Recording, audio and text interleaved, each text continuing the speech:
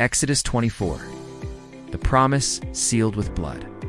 The Lord said to Moses, "You and Aaron, Nadab, Abihu, and 70 of Israel's leaders come up the mountain to me and worship at a distance. 2. Moses may come near the Lord, but the others may not. The people must not come along with Moses. 3. Moses went and told the people all the Lord's words and legal decisions. Then all the people answered with one voice, 'We will do everything the Lord has told us to do.' 4. So Moses wrote down all the Lord's words. Early the next morning, he built an altar at the foot of the mountain and set up 12 sacred stones for the 12 tribes of Israel. 5. Then he sent young Israelite men, and they sacrificed bulls as burnt offerings and fellowship offerings to the Lord. 6.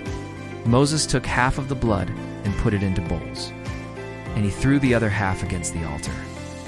7. Then he took the book of the Lord's promise and read it while the people listened.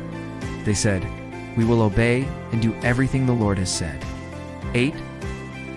Moses took the blood and sprinkled it on the people and said, "Here is the blood which seals the promise that the Lord has made to you based on everything you have just heard." 9. Moses went up with Aaron, Nadab, Abihu, and 70 of Israel's leaders. 10. They saw the God of Israel. Under his feet was something like a pavement made out of sapphire as clear and blue as the sky itself.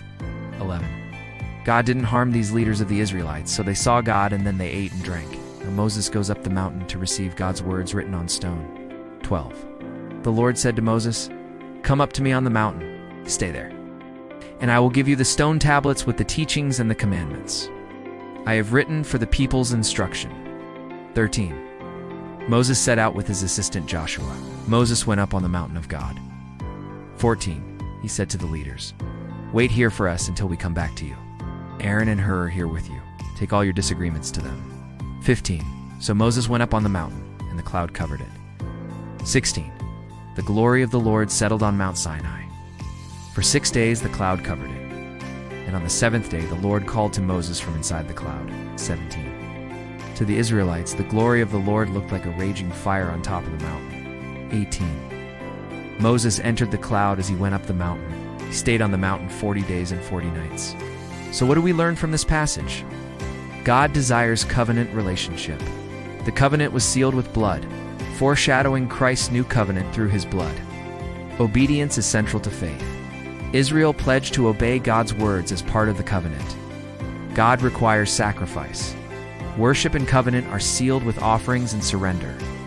The blood represents cleansing and commitment. Sprinkling blood on the altar, God's side, and the people their side symbolized unity and binding agreement. God reveals his glory but maintains holiness. Leaders saw a glimpse of his majesty yet lived, showing God's mercy. Leadership and responsibility are vital. Aaron and Hur were entrusted with authority while Moses sought God. God's glory is awesome and consuming. The consuming fire on Sinai reminds us of God's holiness and power. Waiting on God brings revelation. Moses, 40 days on the mountain shows patience and devotion in receiving God's instructions. God bless you.